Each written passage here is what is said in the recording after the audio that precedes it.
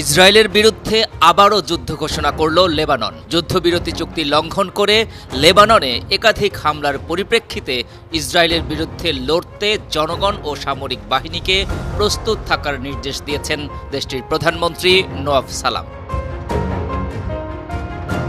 গাজায় আগ্রাসন শুরু হলে ফিলিস্তিনিদের প্রতি সংহতি প্রকাশ করে ইসরায়েলে একাধিকবার রকেট হামলা চালায় লেবাননের ইরানপন্থী হিজবুল্লাহ গ্রুপ। জবাবে লেবাননের রাজধানী বৈরুত সহ বিভিন্ন শহরে গর্জে ওঠে ইসরায়েলের যুদ্ধবিমান। দীর্ঘ 14 মাস রক্তক্ষয়ী যুদ্ধের পর যুক্তরাষ্ট্র ও ফ্রান্সের মধ্যস্থতায় যুদ্ধবিরতিতে সম্মত হয় ইসরায়েল ও লেবাননের সশস্ত্র গোষ্ঠী হিজবুল্লাহ।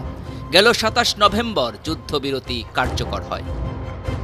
তবে চুক্তি কার্যকরের পরও বিভিন্ন সময় লেবাননে ড্রোন, বিমান ও রকেট হামলা চালাচ্ছে ইসরায়েলি বাহিনী।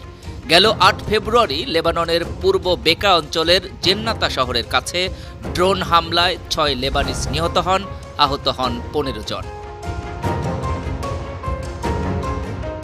এর আগে 28 জানুয়ারি দক্ষিণ লেবাননের অন্যতম প্রধান শহর নাবাতিহে ইসরায়েলি বিমান হামলায় 24 জন আহত হয়। যুদ্ধবিরতি চুক্তির মধ্যেই ইসরায়েলি সেনাবাহিনীর এসব হামলায় ধ্বংস হয় কয়েকশো স্থাপনা। ইসরায়েল বারবার দাবি করে এসেছে তারা লেবাননে শুধুমাত্র হিজবুল্লাহর শক্তিশালী ঘাঁটি ও অস্ত্র ভাণ্ডারের স্থাপনা লক্ষ্য করেই হামলা করছে। এসব হামলার জবাবে লেবানন থেকে শনিবার ইসরায়েলে দফায় দফায় রকেট হামলা চালানো হয়। রকেট হামলার পরই ইসরায়েলে সাইরেন বেজে ওঠে। ইসরায়েলি সেনাবাহিনী জানিয়েছে লেবানন থেকে নিক্ষেপ করা কমপক্ষে 5টি রকেট শনাক্ত করা হয়েছে। এর মধ্যে 3টি রকেট প্রতিহত করা হয়েছে এবং 2টি লেবাননের ভূখণ্ডের ভেতরে পড়েছে বলে জানানো হয়। ইসরায়েলকে লক্ষ্য করে চালানো হামলার বিষয়টি লেবাননের হিজবুল্লাহ গ্রুপ স্বীকার করেনি। তবে রকেট হামলার পর ভীষণ ক্ষেপেছে ইসরায়েলের বেনিয়ামিন নেতানিয়াহু প্রশাসন। প্রতিরক্ষামন্ত্রী ইসরায়েল কাটস লেবাননকে স্পষ্টভাবে জানিয়ে দিয়েছেন, কে হামলা চালালো এটা কোনো বিষয় নয়। লেবানন থেকে কোনো হামলা হলেই এর কঠোর জবাব দেওয়া হবে। তিনি আরও বলেন, লেবাননের ভূখণ্ড থেকে যে কোনো গুলিবর্ষণের জন্য লেবানন সরকার দায়ী। তিনি ইসরায়েলের প্রতিরক্ষা বাহিনীকে পাল্টা জবাব দেওয়ার নির্দেশ দিয়েছেন।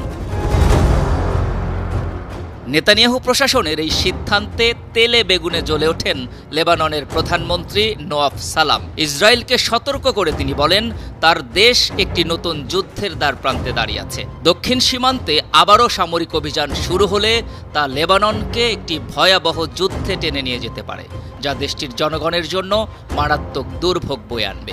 লেবাননের প্রধানমন্ত্রী সালাম আরও বলেন, যুদ্ধ ও শান্তির বিষয়ে লেবানন নিজেই সিদ্ধান্ত নেবে, অন্য কেউ নয়।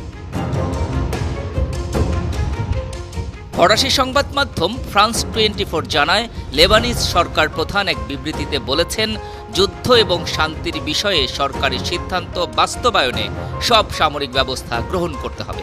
প্রধানমন্ত্রী নোয়াফ সালাম আরও বলেন, হামলার ফলে একটি নতুন যুদ্ধের দিকে ধাবিত হওয়ার ঝুঁকি রয়েছে, যা লেবানন এবং লেবাননের জনগণের জন্য দুর্দশা ডেকে আনতে পারে। আন্তর্জাতিক ডেস্ক, 52 টিভি।